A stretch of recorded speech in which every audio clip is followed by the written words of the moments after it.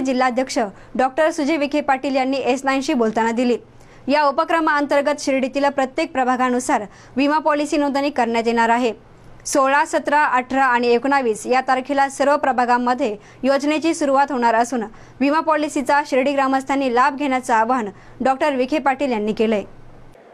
माननीय नामदार राधाकृष्ण विखे पाटील साहेबांच्या संकल्पनेतून आम्ही राहता तालुका आणि शिर्डी मतदारसंघामधील पूर्ण गावांमध्ये विमा पॉलिसी करायची नोंदणी आपण सुरू केलेली आहे।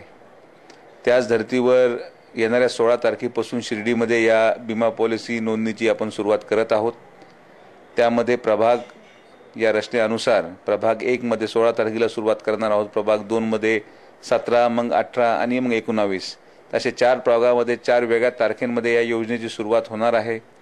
त्याचं ठिकाण आम्ही पॅम्फलेटद्वारे प्रत्येक घरोघरी हा पॅम्फलेट पोच करून त्याच्यामध्ये जे काही ठिकाण शिर्डीमध्ये आम्ही नेमलेले आहेत, ज्या लाभार्थ्यांना किंवा ज्या ग्रामस्थांना जो ठिकाण जवळ वाटेल त्या ठिकाणी जाऊन त्यांनी त्या विम्याची नोंद करायची आहे।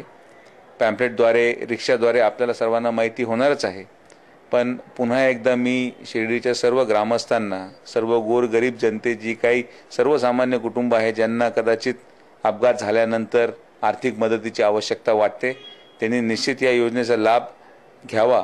कारण की आमची संकल्पनाच किंवा हे विमा पॉलिसी उतरण्याची योजनाची गोरगरिबांना समोर ठेवूनच आम्ही या योजनेची सुरुवात केलेली आहे।